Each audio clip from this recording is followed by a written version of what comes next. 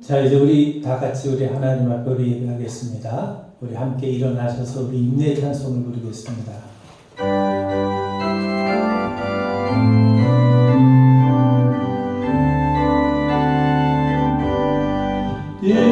기뻐하며 경배하세 영광의 주 하나님, 주 앞에서 우리 마음 피어나는 목마다 죄와 슬픔 사라지고 의심 물음 거치니 변함없는 기쁨의 주 밝은 빛을 주시네. 새벽별의 노래 따라 힘찬 찬송 부르니 주의 사랑 주비 되어 한밤 되게 하시네.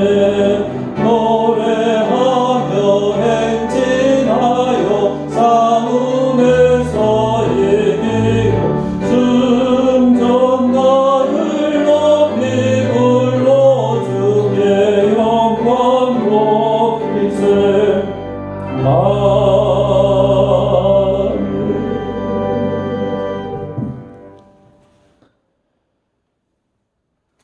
그가 너를 위하여 그의 천사들을 명령하사 내 모든 길에서 너를 지키게 하심이라. 하나님이 이르시되 그가 나를 사랑한즉 내가 그를 건지리라. 그가 내 이름을 안즉 내가 그를 높이리라. 은혜가 풍성하신 아버지 하나님, 날마다 전능자의 그늘 아래 거하는 저희들 되게 하여 주시옵소서. 오늘도 하나님 앞에 예배하기를 소원합니다. 성령으로 우리 가운데 임재하셔서 신령과 진정으로 하나님 앞에 예배드리는 기쁨을 누릴 수 있도록 도와주시옵고 주의 영광을 우리에게 허락하여 주옵소서. 모든 말씀 우리 주 예수 그리스도를 받들어 간절히 기원하옵나이다. 아멘.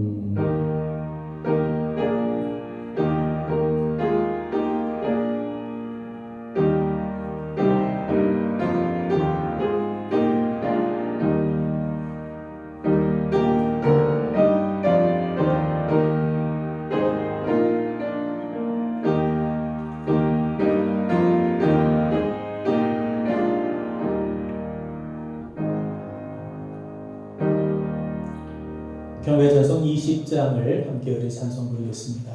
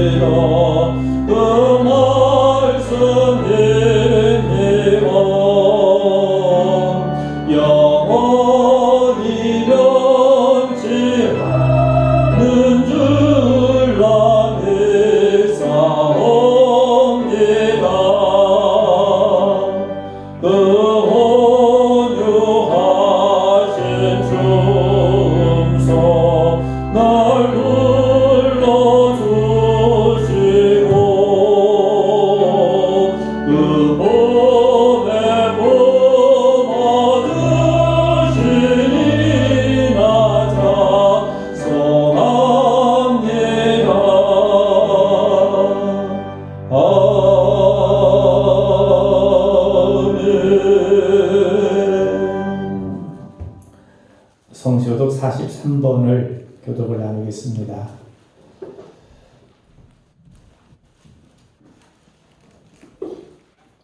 여호와께서 다스리시니 만민이 떨 것이요 여호와께서 그 사이에 달정하시니 땅이 흔들릴 것이로다. 시온에 계신 여호와는 위대하시고 모든 민족보다 더 높으시도다. 주의 크고 두려운 이름을 찬송하시니 그는 거룩하시리로다. 능력 있는 왕은 정의를 사랑하느니라. 주께서 공의를 견고하게 세우시고 주께서 야곱에게 동행한 법궤를 하시나이다.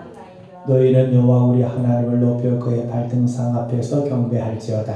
그는 거룩하시리로다. 그의 제사장들 중에는 모세와 아론이 있고 그의 이름을 부르는 자들 중에는 사무엘이 있도다. 그들이 여호와께 간구하며 응답하셨도다. 여호와께서 구름 기둥 가운데서 그들에게 말씀하시니 그들은 그가 그들에게 주신 증거와 율례를 지켰도다. 여호와 우리 하나님이여 주께서는 그들에게 응답하셨고 그들의 하나님으로 받기를 하셨으나 그들을 용서하신 하나님이시니이다. 너희는 여호와 우리 하나님을 높이고 그 성산에서 예배할지어다. 여호와 우리 하나님은 거룩하시리로다. 아멘. 우리 다 같이 신앙을 고백하겠습니다. 전능하사 천지를 만드신 하나님 아버지를 내가 믿사오며 그 외아들 우리 주 예수 그리스도를 믿사오니 이는 성령으로 잉태하사 동정녀 마리아에게 나시고 본디오 빌라도에게 고난을 받으사 십자가 못 박혀 죽으시고 장사한 뒤에 사흘 만에 죽은 자 가운데서 다시 살아나시며 하늘에 오르사 전능하신 하나님을 편한 자 계시다가 저리로서 산자와 죽은 자를 심판하러 오시리라. 성령을 믿사오며 거룩한 공회와 성도가 서로 교통하는 것과 죄를 사하여 주시는 것과 몸이 다시 사는 것과 영원히 사는 것을 믿사옵나이다. 아멘.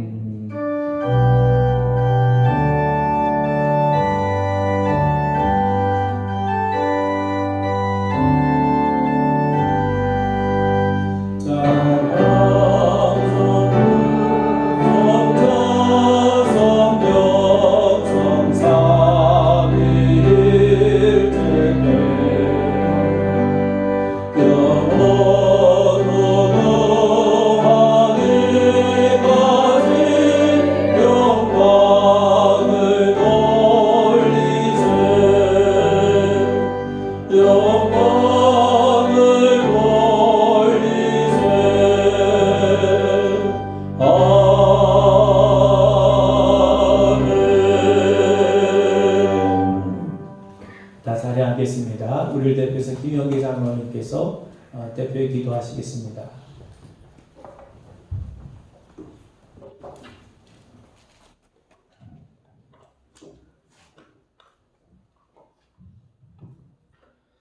사랑과 은혜가 충만하신 하나님 아버지, 오늘도 우리들에게 귀한 은혜를 허락하시어 거룩한 주일로 예배를 드리며 사랑하는 녹인 제리 형제들이 사랑의 마음을 모아 서로의 손을 잡고 기쁨과 감사에 숙연한 예배를 드리게 됨을 다시 한번 감사를 드립니다. 오늘도 우리 가운데 계시며 예배를 드리기 위해 모인 우리들을 기쁜 마음으로 바라보시는 참 좋으신 하나님 아버지, 이 거룩하고 복된 주일날에 그동안 비대면으로 예배를 드렸던 성도들이 주 예전에 이렇게 나와서 함께 하나님의 이름을 높여 드리며 한 목소리로 뜨겁게 찬양하며 기도하며 하나님께 나아가게 하여 주심을 감사를 드립니다. 은혜가 풍성하신 하나님, 가을 하늘과 햇살은 너무 맑고 눈부시며 우리는 얼굴을 스치며 지나가는 바람은 너무나 상쾌하고 하늘을 나는 새소리와 바람에 흔들거리는 산속나무 소리에 평온함과 한가로움의 자연을 통치하시는 주님이 생각이 납니다. 사람 사는 땅에서는 언제나 눈물과 한숨이 그치지 않지만 주께서 지으신 자연은 한치의 오차도 없이 평온하고 계절을 따라 아름다움을 드러내고 있습니다. 저희들 또한 주의 자녀라고 하지만 하루하루를 불편함을 느끼며 살고 있는 연약한 존재들입니다. 한낮의 밝음도 한낮의 어둠도 삶의 죽음도 모두 주님 손에 있는데 하나님께 저희들을 온전히 맡기고 온전한 것보다도 주님이 힘이 되어 주시기를 바랍니다. 주님은 나의 방패시요 산성이시요 피할 바임을 경험하고 고백하는 저희들이 되기를 원합니다. 어려움에 직면했을 때 하나님이 함께 하심을 신뢰하며 하나님의 말씀을 기준 삼아 우리 마음을 조율하게 하며 살아가게 하여 주시옵소서. 햇빛을 받아 영으로 가는 저 알곡들처럼 우리도 성숙한 믿음의 사람들이 되게 하여 주시옵소서. 우리의 긍휼을 여기시는 하나님, 감염병의 상황이 계속되면서 수많은 사람들이 힘든 시간을 보내고 있습니다. 마음이 낙심되기도 하며 무너지기도 하며 눈물이 마르지 않는 성도들이 많이 있습니다. 매일 시간마다 일상에서 기도하며 어려운 문제가 해결될 수 있도록 하나님의 도우심을 구하는 성도들이 있습니다. 하나님, 이렇게 힘든 시간을 보내고 있는 성도들을 긍휼히 여겨 주시옵소서. 이 어려움, 이 시간을 잘 이겨낼 수 있는 힘을 더하여 주시고 하나님의 평강으로 마음과 생각을 지켜 주시옵소서. 무엇보다도 저희들 현재 상황에 익숙해져서 서서히 물이 끓고 있음에도 죽음의 자리를 박차고 나가지 못하는 개구리처럼 하나님 음성과 말씀 들려짐에도 우리의 마음이 굳어져 완고하게 되지 않기를 기도드립니다. 하나님, 특별히 기도드리옵기는 나라의 흥망성쇠를 주관하시는 하나님, 이 나라 이 민족을 위하여 기도합니다. 강대국의 틈새에서 생존을 해야 하는 작은 나라가 세상에 주목하는 자랑스러운 나라가 되었습니다. 세계가 주목하는 예술인이 있고 앞선 기술을 가진 기업인들이 있으며 다른 민족이 부러워하는 시민정신과 협동의 정신이 있고 열심히 일하는 성실한 국민들이 있습니다. 또한 하나님을 두려워하는 많은 백성들이 이 땅에 있습니다. 그러나 우리 민족에 꼭 바뀌어야 할 부끄러운 민족성이 있습니다. 서로가 서로를 인정하지 못하며 표를 나누어 싸우는 참으로 부끄러운 모습이 우리 가운데 있습니다. 나만 옳고 다른 일을 모두 틀리다는 정죄의 문화가 우리 가운데 좀 있습니다. 분노와 원망, 살의와 적개심으로 가득 찬 이 땅에 예수 그리스도만이 참 소망임을 알게 하여 주시기를 원합니다. 한국교회가 다시 일어나 이 사회를 변하게 하고 세상적인 문화를 변하게 하고 이 땅을 변화시키는 그리스도의 빛을 발할 수 있도록 한국의 교회와 모든 하나님의 백성들을 달게 세워 주시옵소서. 하나님, 전 세계에서 복음의 전파를 사명을 가지고 수고하고 있는 선교사들을 위해 기도를 또 드립니다. 전 세계적으로 감염 예방에 확산되는 상황 속에서도 자신의 생명과 안위를 뒤로하고 귀에서 받은 사명 곧 하나님의 은혜의 복음을 전하는 일에 최선을 다하는 선교사님들을 기억하여 주시옵소서. 그들 감염병으로부터 지켜주시고 그들의 사역과 마음과 생각을 지켜주시옵소서. 어려운 환경 속에서도 사역에 새로운 지평을 열게 하시고 선교사님들의 사역을 통해 수많은 영혼들의 구원을 얻게 하여 주시옵소서. 주님, 이 시간 목사님과 사역자들을 위하여 기도를 드립니다. 밤낮으로 기도하고 섬기는 목사님과 주의 종을 강건하게 하여 주시고 악한 세력들이 해하지 못하도록 막아주시고 힘있게 주의 사역들을 감당할 수 있도록 하나님이 그 사역 위에 기름을 부어주시옵소서. 주님의 말씀은 내 바라디요 내 길에 빛이 됨을 믿습니다. 성령 하나님, 오늘도 말씀으로 우리를 밝혀주시고 말씀의 능력으로 능히 승리할 수 있도록 오늘 목사님의 말씀을 통하여 선포되는 그대로 큰 은혜가 임하게 하여 주시옵소서. 오늘도 주의 몸된 교회를 위하여 예배를 드리기 위하여 수고하고 섬기는 귀한 손기들을 기억하여 주시옵소서. 이른 아침부터 섬기는 귀한 손기들을 기억하여 주시옵소서. 모든 섬김의 손길을 통해 하나님께 영광을 드러내며 수고하고 애쓰는 사역의 현장에 그리스도의 사랑이 넘쳐나게 하시고 하나님의 위로와 풍성한 기쁨으로 함께하여 주시옵소서. 오늘도 이 시간 이 현장 이 예배를 비대면 실시간 유튜브 영상으로 드리는 형제들과 이후로 오랜 시간 후에까지라도 이 예배의 영상을 접하는 형제들에게도 귀한 은혜로 함께하여 주시고 축복하여 주시옵소서. 우리의 구원자 되시며 모든 문제 해결자 되시는 우리 주 예수님의 이름으로 기도를 드리옵나이다.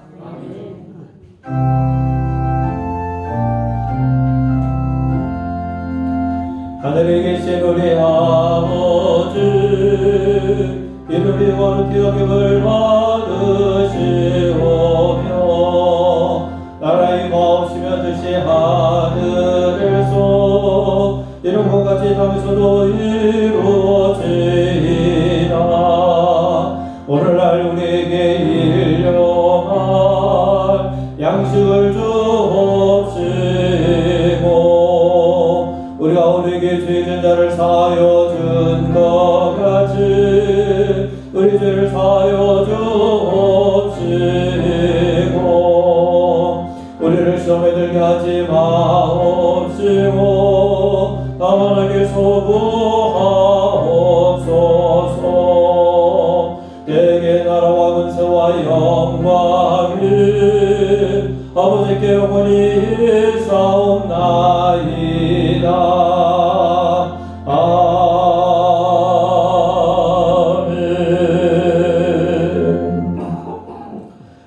오늘 성경 말씀은 에베소서 3장 14절로부터 제가 여러분들에게 봉독하겠습니다.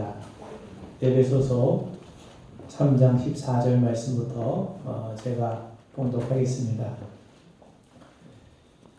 이러므로 내가 하늘과 땅에 있는 각 족속에게 이름을 주신 아버지 앞에 무릎을 꿇고 비노니 그의 영광의 풍성함을 따라 그의 성령으로 말미암아 너희 속사람을 능력으로 강건하게 하시오며 믿음으로 말미암아 그리스도께서 너희 마음에 계시게 하시옵고 너희가 사랑 가운데서 뿌리가 박히고 토가 굳어져서 너희 모든 성도와 함께 지식에 넘친 그리스도의 사랑을 알고 그 너비와 길이와 높이와 깊이가 어떠함을 깨달아 하나님의 모든 충만하신 것으로 너희에게 충만하게 하시길 구하노라. 우리 가운데서 역사하시는 능력대로 우리가 구하거나 생각하는 모든 것에 더 넘치도록 능히 하실 이에게 교회 안에서와 그리스도 예수 안에서 영광이 대대로 영원 무궁하기를 원하노라. 아멘. 예, 우리 서정민 원사님, 변영 집사님 나오셔서 우리 특별 찬양하시겠습니다.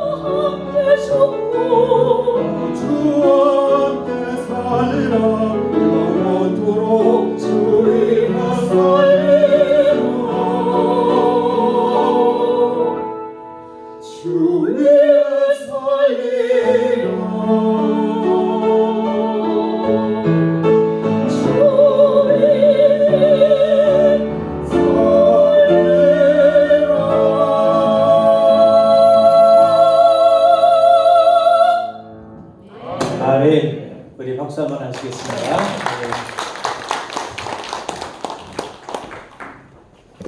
예, 감사합니다. 그래, 할렐루야.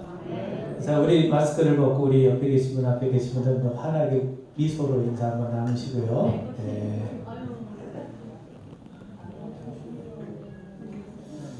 예, 감사합니다.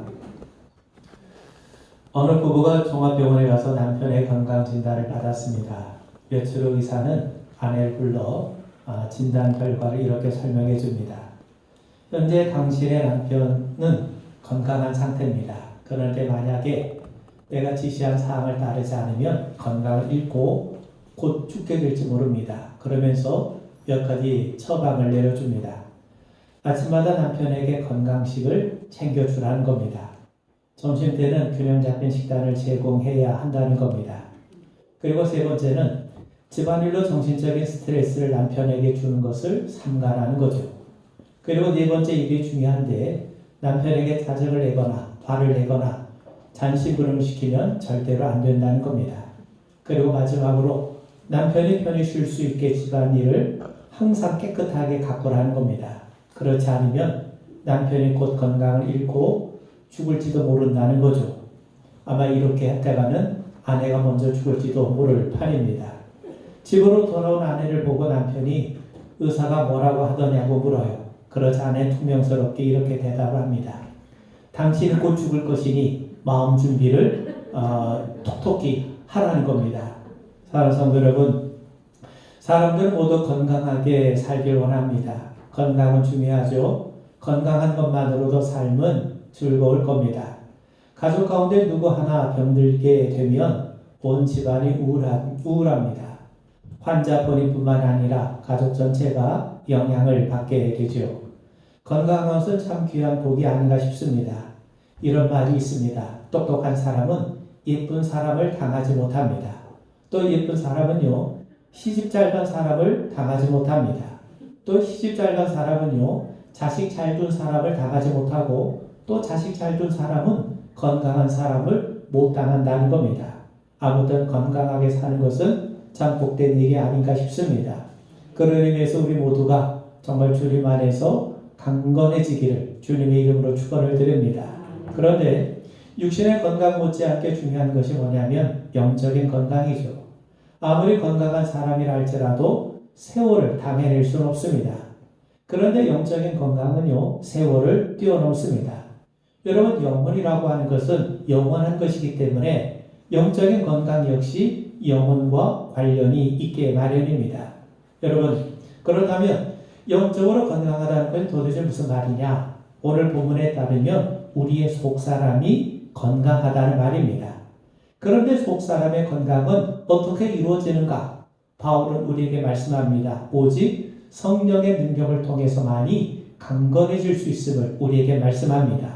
오늘 16절에 보면 그의 영광의 풍성함을 따라 그의 성령으로 말미암아 너희 속사람을 능력으로 강건하게 하시오며, 우리가 아는 것처럼 바울은요, 육체적으로는 건강하지 못한 사람이었습니다.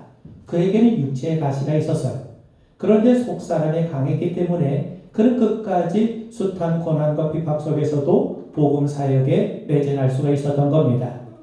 그런 바울이 에베소 교회를 위해서 간절히 간구한 것이 있는데, 그것이 바로 뭐냐면 성령의 능력으로 말미암아 그들의 속사람이 강건해지는 겁니다. 이것이 에베소 교회 성도를 향한 바울의 간절한 간구였던 것이죠.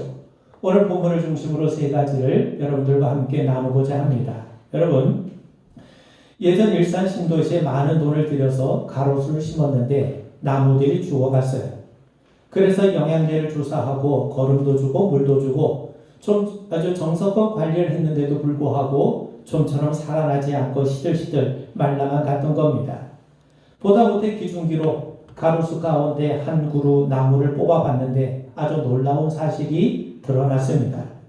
나무를 현장까지 이송할 때 뿌리에서 흙이 떨어지지 않도록 고무 밧줄로 동여놨는데, 그런데 그 동여낸 이 고무 밧줄을 풀지 않고 그냥 그대로 나무를 묻은 겁니다. 속사정이 이러한데도 흙으로 덮여 있으니 알턱이 없었던 것이죠. 뿌리가 제대로 땅에 흙에 깊이 뿌리를 내리지 못하니까 나무는 서서히 말라 죽어 가고 있었던 겁니다. 여러분, 뿌리는 보이지 않지 않습니까?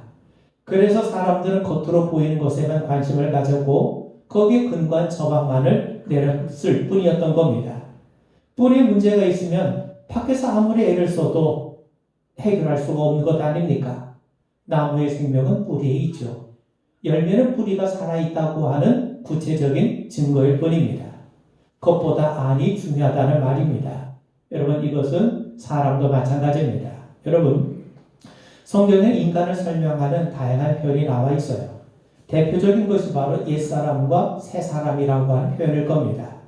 여러분, 바울은요, 에베소서 4장 22절 이하에서 너희는 유혹의 욕심을 따라 썩어져가는 부습을 따른 옛사람을 벗어버리고 오직 너의 심령이 새롭게 되어 하나님을 따라 의와 진리의 거룩함으로 지으심을 받은 새 사람을 입으라 라고 말씀합니다. 옛 사람을 벗어버리고 새 사람을 입으라는 거죠. 그렇다면 옛 사람은 뭐고 새 사람은 무엇입니까? 여러분, 옛 사람은요, 예수 믿기 이전의 모습이에요. 그리고 새 사람은 예수님을 믿고 변화된 새로운 모습입니다. 그런 의미에서 여러분, 옛 사람과 새 사람이라고 하는 표현은 예수님을 믿느냐 믿지 않느냐에 따라 갈리게 되는 인간의 모습을 나타냅니다. 여러분, 시편에 보면 새 노래로 하나님을 찬양하라 라고 말씀하죠. 늘 새로운 곡으로, 신곡으로 하나님을 찬양하라는 의미가 아닙니다. 그 말의 의미는 그리스도를 아는 사람, 예수를 믿는 사람들은 누구든지 그리스도 안에 있으면 새로운 피조물이기 때문에 새 사람이 되었어요. 새 사람이 부르는 찬양이 새 노래입니다. 그런 결국 우리가 찬양을 할 때에도 하나님의 자녀라고 하는 하나님을 믿는 거룩한 백성의 마음, 그 믿음으로 하나님을 부르고 찬양하면 그게 바로 새 노래인 겁니다. 그런데 오늘 본문에 나오는 것처럼 겉사람과 속사람이라고 하는 표현도 있습니다. 고린도후서 4장 16절에서 바울은요, 그러므로 우리가 낙심하지 아니하노니 우리의 겉사람은 낡아지나 우리의 속사람은 날로 새로워지는도다 라고 말씀합니다. 여러분, 동일한 사람에게는 두 가지 속성으로 표현하고 있어요. 무슨 말이냐? 우리에게는요, 겉사람과 속사람이 동시에 존재한다는 겁니다. 예수를 믿는 사람이든 믿지 않은 사람이든 모든 인간에게는요, 겉사람과 속사람이 함께 존재한다는 거예요. 그렇다면 겉사람과 속사람은 도대체 무엇을 말하는가? 고린도후서 4장 18절에서 바울은 말씀합니다. 우리가 주목하는 것은 보이는 것이 아니요 보이지 않는 것이니 보이는 것은 잠깐이요 보이지 않는 것은 영원함이라. 하나님께서 창조하신 세계는요, 우리 인간의 눈으로 볼 수 있는 보이는 세계와 또 우리 인간의 눈으로 볼 수 없는 보이지 않는 세계가 있어요. 하나님은 보이는 세계만 창조하신 것이 아니라 우리 눈에 보이지 않는 영적인 세계도 하나님이 지으신 겁니다. 그런데 우리 인간은 보이는 세계 안에서 살아가죠. 바로 이 보이는 세계가 바로 이 세상입니다. 이 세상에는 하나님께서 창조하신 물질들로 가득 차 있습니다. 하나님은 인간을 만드실 때에도 물질을 사용하셨어요. 흙으로 사람을 빚지 않으셨습니까? 그래서 우리는 육체라는 물질을 가지고 있는데 바로 이 육체가 바로 겉사람인 겁니다. 그런데 여러분, 우리는 육체인 겉사람에만 관심이 참 많이 있습니다. 보이는 육체를, 보이는 물질을 동원해서 더 아름답게 꾸미려고 하죠. 그래서 화장도 하고 성형도 하고 세상의 온갖 아름다운 것을 동원해서 자신을 더 멋지게 드러내려고 합니다. 그래서 겉사람은요, 보이는 세계, 물질의 세계, 그리고 자신의 육체에 대해서 관심을 갖게 마련입니다. 그런데 문제가 있습니다. 우리가 그토록 관심과 애정을 갖고 치장했던 육체는 얼마 지나지 않아 다 사라진다는 거죠. 여러분, 젊었을 때 한창 힘이 있고 생기가 넘치고 멋지고 아름답다더라도 세월이 흐르면서 우린 점점 약해져 가고 있지 않습니까? 결국 육체라고 하는 것은 일시적이라는 거죠. 반면에 우리의 속사람은 영원합니다. 천국에 가는 것은 겉사람이 아니라 속사람이에요. 여러분, 도시 계획으로 인해서 곧 집이 철거가 되는데 그 철거를 앞두고 집안에 돈을 들여서 리모델링 할 사람이 있겠습니까? 그렇지 않겠죠. 여러분, 사람은 보이지 않는 세계에도 속해 있습니다. 보이지 않는 세계가 곧 영적인 세계예요. 이 영적인 세계는요, 우리 영안이 열릴 때만이 볼 수 있는 세계입니다. 그러면 영안이라는 게 무엇입니까? 여러분, 우리가 미술 작품을 보더라도 심미안이 열려 있어야 그 미술 작품에 담겨 있는 그 작가의 의도라든가 그런 아름다움을 우리가 감상할 수 있는 것처럼 영안이 열려야 우리가 있어요. 그럼 영안이라는 게 도대체 무엇입니까? 하나님이 살아계시구나. 하나님이 주관하시는구나. 하나님이 섭리하시는구나. 하나님이 우리를 다스리시는구나. 이거를 볼 수 있는 눈이 영안이에요. 겉사람이 물질의 세계를 바라보며 사는 존재라면 속사람은요, 바로 이 영적인 세계를 바라보며 사는 존재인 겁니다. 여러분, 하나님이 인간을 지으실 때 흙으로만 짓지 않으셨어요. 그 코에 생기를 불어넣어 주셨어요. 바로 이 생기가 하나님의 영입니다. 이 영이 있기 때문에 아담은 하나님을 바라볼 수 있었고 하나님과 교제하며 살 수 있었던 것이었죠.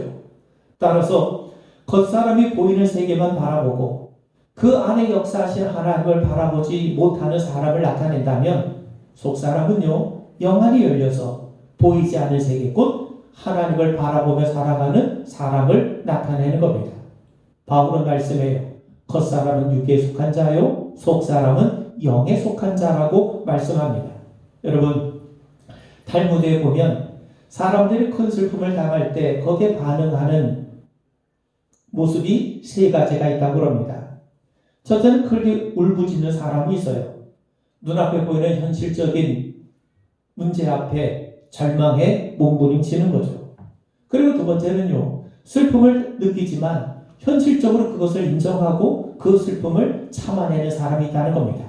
그리고 마지막에는요, 하나님을 찬양하는 사람이 있어요. 비록 슬픔을 당하지만 그 슬픔을 통해 역사하시고 예배해 놓으신 하나님의 섭리와 소망을 바라보는 사람이라는 거죠. 그래서 그들은 슬픔 속에서도 찬양을 합니다. 왜 그렇습니까? 속사람이 살아있기 때문입니다. 여러분, 나사로가 무덤에 들어간 지 나흘이 되어서 썩은 냄새를 내요. 그런데도 예수님은 무덤의 문을 활짝 열어놓으시라고 말씀하세요. 마리아가 예수님께 묻습니다. 주님, 죽은 지 나흘이 지나서 벌써 썩은 냄새가 납니다. 그 사람을 무덤에서 왜 끌어내려 가십니까? 그래서 예수님이 말씀하시기를 네가 믿으면 하나님의 영광을 보리라 라고 말씀하시죠. 겉사람은요, 현실적이에요. 감각적이에요. 이성적이에요. 죽은 지 나흘이 지났는데 어떻게 다시 살아날 수 있겠느냐? 이렇게 반문합니다. 반면 속사람은 믿음으로 삽니다. 하나님의 손길을 믿어요. 그래서 믿음으로 살려고 하면 겉사람이 저항을 하고 반대하는 겁니다. 사랑하는 성도 여러분, 속사람이 중요합니다. 속사람의 상태는 사람마다 달라요. 어떤 사람은 전혀 하나님을 보지 못하는 사람이 있고, 왜? 속사람이 잠자고 있기 때문이죠. 어떤 사람은 하나님을 보지만 희미하게 볼 뿐입니다. 또 어떤 사람은 하나님을 보되 분명하게 명확하게 바라보며 살아가요. 많은 사람들이 겉사람에만 관심이 있어요. 겉사람을 꾸미고 치장하는 데 평생을 보냅니다. 물론 겉사람도 아름답게 가꾸어야 됩니다. 하나님께서 중심을 보신다면서 우리의 겉모습을 아무렇게나 해도 되는 것은 절대로 아닙니다. 사람들은 겉을 보지 않습니까? 그들과 좋은 관계를 맺기 위해서라도 여러분, 우리는요, 겉모습을 아름답게 꾸밀 수 있는 그런 지혜가 우리에게 필요해요. 어떤 사람은 생긴 대로 산다고 하는데 우린 예수를 닮으며 살아가야지 자기 편한 대로 자기 좋을 대로 사는 것이 아닙니다.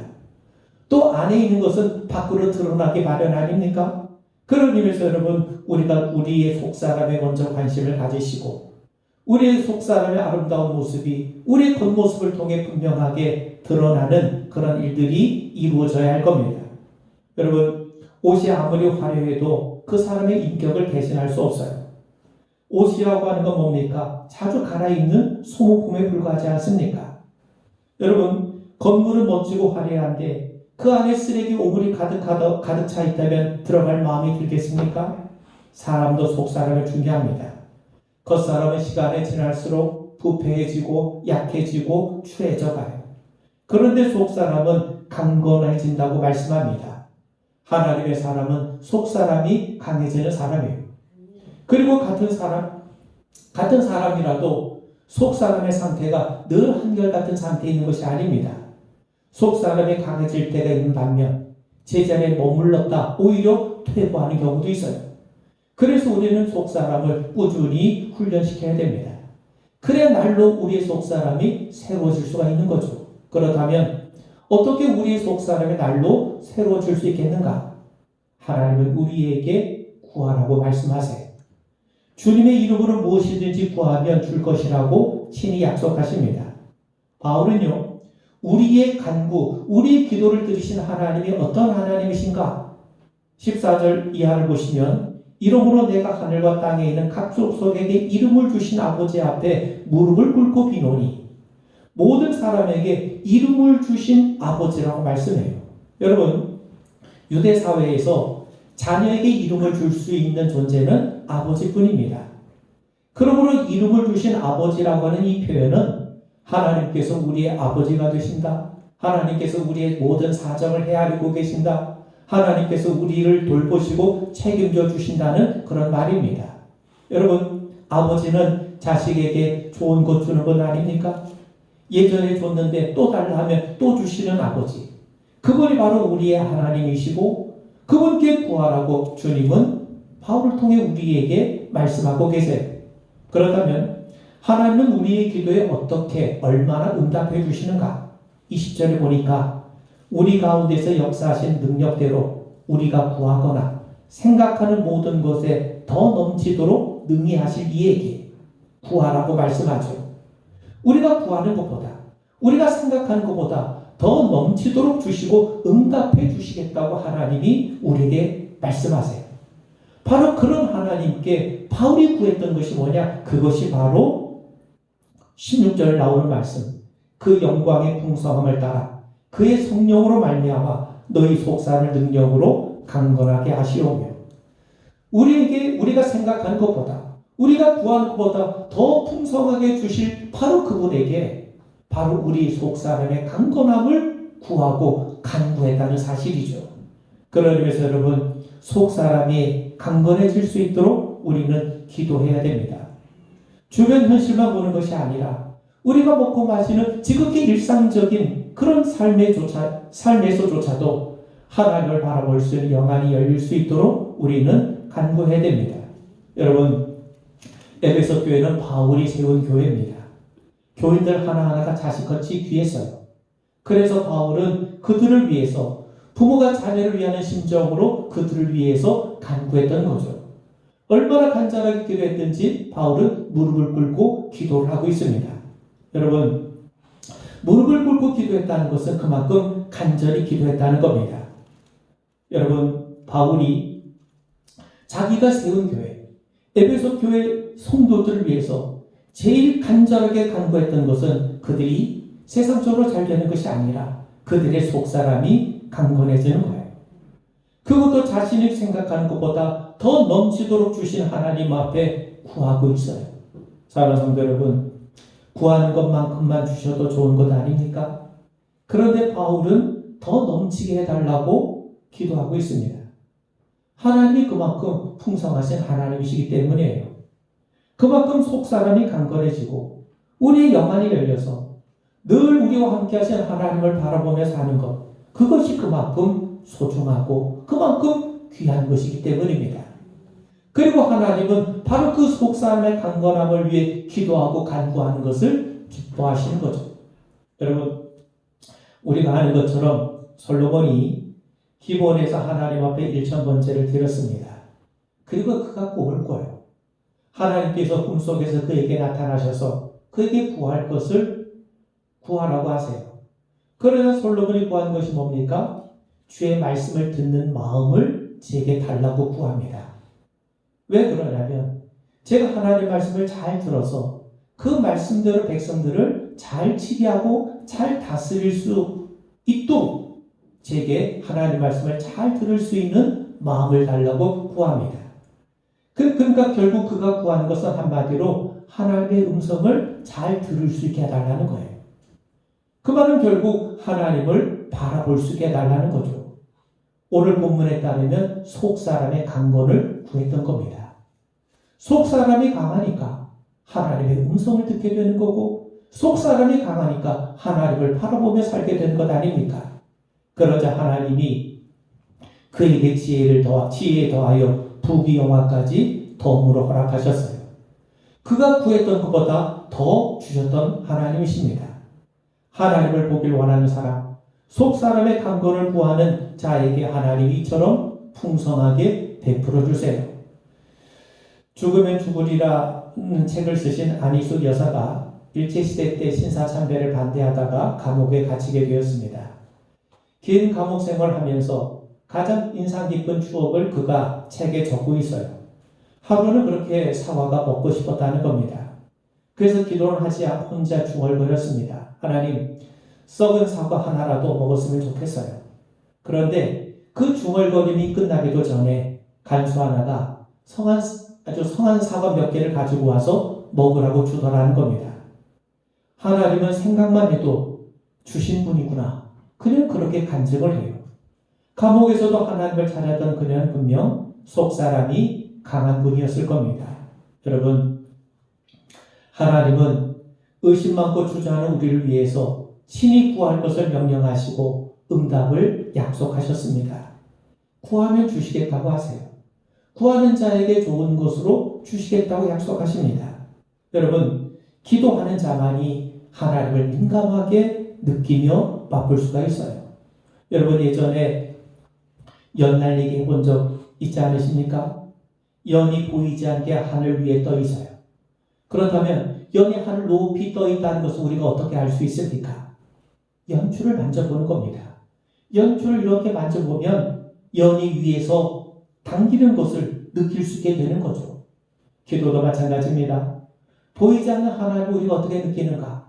우리가 기도의 선상에 서보면 하나님께서 나를 위해서 당기고 계심을 느낄 수 있게 되는 겁니다. 여러분, 기도의 목적이 뭡니까? 하나님과 내가 서로 연결되는 것 아닙니까? 하나님의 역사를 느끼는 것 아닙니까? 연줄이 가늘고 약해 보이지만 그 연줄이 연을 지탱해주고 있는 겁니다. 우리가 기도의 연줄을 잡고 있으면 하나님께서 여러분들을 위해서 날마다 당기고 계심을 우리 분명하게 느끼게 될 겁니다. 속사람의 강건을 위해서 기도하십시오.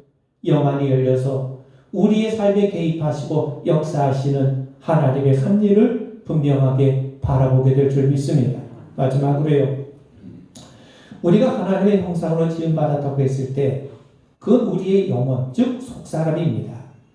하나님은 생기를 육체 속에 넣어서 살게 하셨어요. 속사람이 겉사람의 옷을 입고 살게 된 겁니다. 그런데 인간이 범죄하자 영의 사람, 즉 속사람이 죽고 겉사람은 남게 됐습니다. 사람이 죽으면 대화를 나눌 수 없지 않습니까? 마찬가지로 아담이 영적으로 죽었다는 것은 영이신 하나님과의 관계가 끊어졌다는 거예요. 죽은 사람은요, 보지 못하고 듣지 못하고 냄새도 맡지 못합니다. 영적으로 죽은 사람도 마찬가지죠. 영적으로 죽었기 때문에 하나님에 대해 눈이 가려져 있기 때문에 하나님을 보지도 못하고 듣지도 못하고 교제도 하지 못하는 거예요. 그래서 그들은요, 하나님의 일들을 알 수도 없고 또 영적인 일들을 어리석게 볼 수밖에 없는 겁니다. 그래서 예수님이 오신 거예요. 하나님을 모르고는 살 수 없기 때문에 영이 죽고 겉사람만 살아있는 인생들을 살려주시기 위해서 예수님이 오신 겁니다. 예수님이 친히 십자가를 지심으로 그분의 보혈의 능력으로 인해서 우리의 영혼, 우리의 속사람이 살아나게 된 거예요. 여러분, 그래서 에베소서 2장 1절에 보면 그는 허물과 죄로 죽었던 너희를 살리셨도다. 뭘 살리신 겁니까? 우리 안에 죽어있는 영혼, 우리 안에 죽어있는 속사람을 예수님이 살리신 거예요. 여러분, 우리 힘으로 새로운 존재가 되는 것이 아닙니다. 새 옷을 입었다고 우리가 새로운 존재가 되는 겁니까? 우리가 새 집에 산다고 해서 새 사람이 되는 겁니까? 속사람이 살아나야 돼요. 아무리 겉사람이 변화돼도 속사람이 변화되지 않으면 새로운 존재가 될 수가 없어요. 그래서 예수님이 오신 것 아닙니까? 그리고 누구든지 그리스도 안에 있으면 새로운 피조물이 됩니다. 왜 새로운 피조물이 됩니까? 우리의 속사람이 살아났기 때문이에요. 그러므로 여러분, 그리스도 안에서만이 새로운 피조물이 되는 것을 믿으셔야 됩니다. 살아난 속사람이 육체적 겉사람 안에 살고 있다는 것을 알아야 됩니다. 예전에 나는 육신밖에 몰랐는데 이제 살아난 속사람이 내 육신 안에 있기 때문에 때로 겉사람과 속사람 사이에 분쟁과 갈등이 있을 수 있다는 사실을 우리는 인정을 해야 됩니다. 그리고 더 나아가서 속사람의 능력을 얻어 강건해져서 더 이상 겉사람의 지배를 받는 것이 아니라 우리의 겉사람이 속사람의 다스림을 받고 살아갈 수 있게 해야 합니다. 그러기 위해서는 속사람이 강해져야죠. 우리의 속사람이 강해지기 위해서는 성령님이 우리 안에 오셔야 됩니다. 보혜사 성령님만이 우리의 속사람을 강하게 하시고 도와주시고 겉사람을 이기게 하시는 거예요. 백설공주 이야기 잘 알지 않습니까? 백설공주가 사과를 먹고 깊은 잠에 빠졌어요. 7 난장이 때 정성원의 보살핌으로 생명은 보존할 수 있었습니다. 근데 여전히 깊은 잠에 빠져있죠. 때마침 먼 나라의 왕자가 백마를 타고 나타납니다. 그리고 그 왕자의 입맞춤으로 백설공주는 깊은 잠에서 깨어나요. 그렇습니다. 지금도 깊은 잠에 빠져있는 속사람은 오직 성령님만이 깨우실 수 있어요. 그럴 때 비로소 보이지 않는 세계에 대해서 영안이 열리게 되는 겁니다. 영안이 열려 우리는 하나님의 손길을 볼 수 있게 되고 하나님 나라를 소망하게 되는 겁니다. 여러분, 우리의 힘만으로는요, 악한 원수 마귀를 상대할 수가 없어요.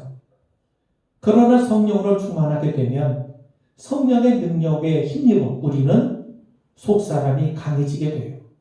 사단은요, 속사람이 강해진 걸 원치 않아요. 그래서 우리의 속사람을 늘 겉사람과 함께 부패하게 만듭니다. 고집과 아집으로 교만하게 만들고 습관의 노예, 욕심의 노예가 되게 만듭니다. 우리의 양심의 감각을 무디게 만들어서 화인 맞은 사람처럼 만들어요. 조그만 상실에도 낙심하게 만듭니다. 그래서 바울은 속사람이 강건해지도록 무릎을 꿇고 기도했던 겁니다. 속사람의 능력으로 강건하게 자라나게 되기를 주님의 이름으로 축원을 드립니다. 여러분, 예수님은 승천하시기 전에 제자들에게 말씀하시죠. 오직 성령이 너희에게 임하시면 너희가 권능을 받고 예루살렘과 온 유대와 사마리아와 땅 끝까지 이르러 내 증인이 되리라. 작은 돌이 잔잔한 호수에 떨어지면요, 그 떨어진 자리에서부터 물결이 파문이 되어서 파문을 일으키면서 밖으로 계속해서 더 큰 원을 만들어가요. 마찬가지입니다. 성령이 오셔서 성령의 능력으로 우리의 속사람이 강해져 가야 됩니다. 그럴 때 우리는 그리스도의 증인이 되고 우리를 통해 복음의 역사가 확장이 되어 나갈 겁니다. 그런 의미에서 여러분, 속사람의 관심을 가지십시오. 속사람의 강건함을 위해서 기도하십시오. 여러분이 구하고 생각한 것보다 더 크게 하나님이 역사하실 줄 믿습니다. 성령으로 말미암아 속사람에 강해진 여러분을 통해서 하나님의 역사가 오늘도 힘있게 펼쳐나가게 될 줄 믿습니다. 우리 기도하겠습니다. 하나님, 우리의 속사람이 정말 주님 안에서 힘을 얻고 강건해지게 하옵소서. 우리 주님의 십자가 보혈로 우리의 속사람이 살아났으니 이제 성령의 능력에 힘입어 날마다 강건해져 가게 하셔서 우리의 속사람으로 우리의 겉사람이 다스림과 인도를 받게 하옵소서. 언제나 저희들과 함께 하실 주님을 기뻐합니다. 예수님 이름 받들어 간절히 기도하옵나이다. 아멘. 찬송 우리 183장 부르시면서 우리 함께하시겠습니다.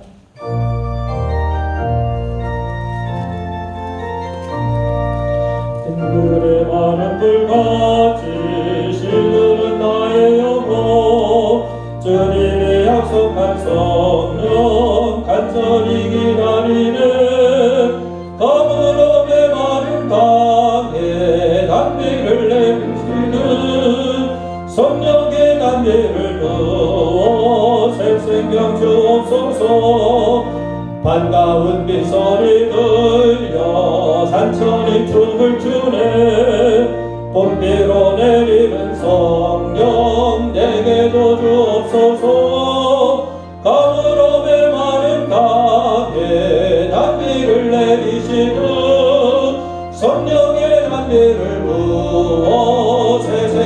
주옵소서. 절 따라 흐름을 내려 조목이 무성하니 갈급한 내 심령 위에 성령을 부으소서. 어그럼의 마른 강에 단비를 내리시듯 성령의 단비를 부어 새 생명 주옵소서. 참되신 사랑의 언약 어길 수 있사오랴. 오늘의 흡족한 은혜 주실 줄 믿습니다. 가물음의 마른 땅에 단비를 내리시듯 성령의 단비를 부어 새 생명 주옵소서. 아멘. 다 일어나서 소리 봉헌하겠습니다.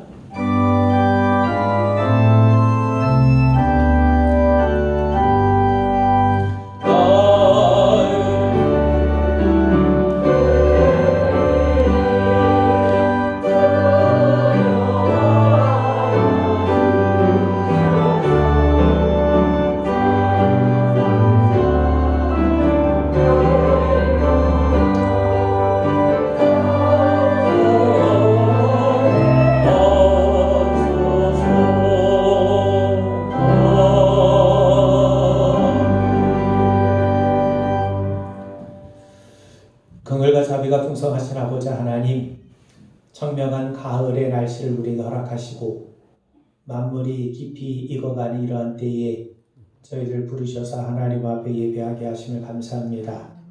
코로나로 인해서 모두가 피로감이 더해져가고 저마다 곤경과 어려움에 힘겨운 삶을 살아가는 때에조차도 하나님께서 우리와 동행하시고 인도해 주신 것을 믿고 고백합니다.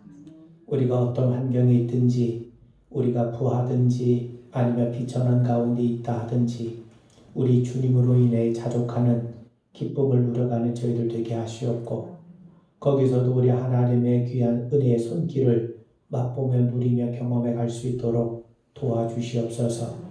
우리가 부유함 때문에 하나님을 잊어버리는 어리석고 미련한 자가 되지 않게 하옵시고, 공평함 때문에 하나님을 원망하고 불평하는 어리석은 자 되지 않도록 도와주시옵소서.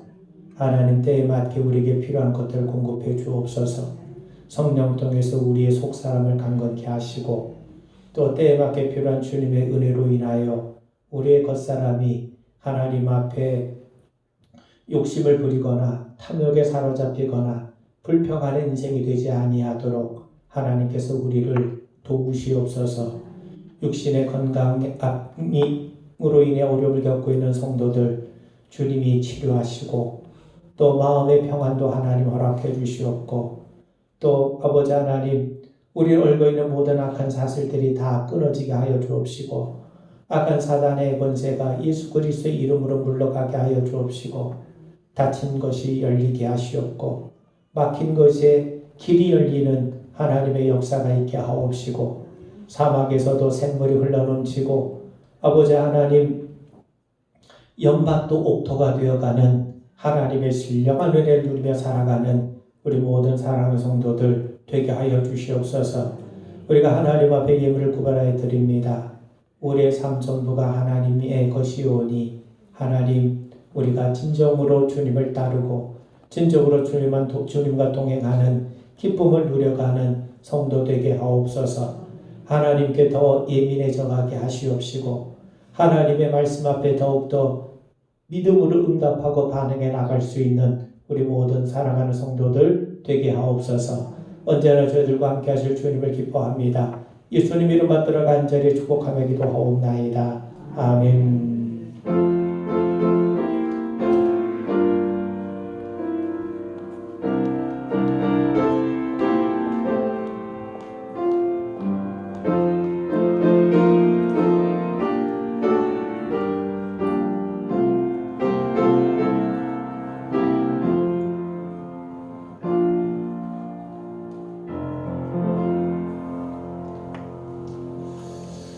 예, 교회 소식 말씀을 드립니다.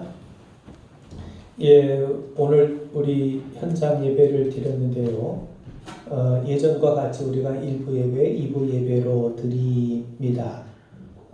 정부는 예배실 좌석수의 30% 이내로 인원을 제한하는 시책을 보내왔는데 우리가 정부 시책에 따라 우리가 예배마다 40명 내외에서 우리가 하나님 앞에 예배 드릴 수 있습니다. 그래서 앞으로 우리가 1부 예배는 주로 이제 가까이 계신 분들이, 또 2부 예배는 좀 원거리 계신 분들이 이렇게 예배에 참여해 주시면 고맙겠습니다. 다소 불편하더라도 아직까지 우리 코로나가 아직 지속되는 그런 상태이기 때문에 여러분께서 유념해 주시고 함께 협력해 주시면 고맙겠습니다. 그리고 조만간 교회, 학교, 중고등부, 청년부 모임도 다시 정상적으로 재개될 수 있도록 우리 교회 여러분께서 더 많이 관심 갖고 기도해 주시길 부탁을 드립니다. 그리고 이번 주부터는 새벽 기도회와 수요 예배를 다시 모이도록 하겠습니다. 비록 제한된 모임이지만 우리 새벽 5시 반에, 또 수요 예배는 수요일 7시 반에 우리 함께 모여서 우리가 좀 더 기도하고 그 말씀을 함께 나눌 일에 더욱더 힘써 주시면 고맙겠습니다. 이번 주 강단 장식은 심정희 권사님께서 봉헌해 주셨습니다. 네, 감사드리고요. 그리고 이 땅의 생명과 안전을 위해서, 또 삶의 회복과 어려움을 겪은 이 모든 이들을 위해서 여러분 기도해 주시고, 또 교회와 온전한 예배 회복을 위해서도 기도 부탁드립니다. 자녀들 위해서도 여러분 끊임없이 기도해 주시면 고맙겠습니다. 자, 이제 우리 다 자리에서 일어나시겠습니다. 우리 앞에 계신 분, 옆에 계신 분, 우리 속사람이 강해집시다 인사 한번 나누겠습니다. 네, 우리 속사람이 강해집시다. 성령의 능력으로 속사람이 강해진 여러분 되길 바랍니다. 우리 헌신의 찬송을 부르겠습니다.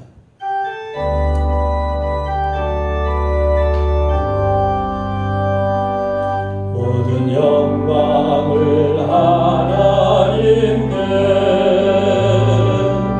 모든 영광을 하나님께, 온 마음과 뜻 다해 주사모합니다. 모든 영광을 하나님께. 예수님 찬양 받으소서. 예수님 찬양 받으소서. 제사했네 우리 위해 성령 주셨네. 예수님 찬양 받으소서. 위로의 성령님이시여, 위로의 성령님이시여, 우리 안에 계셔서 인도하시네. 위로의 성령님이시여.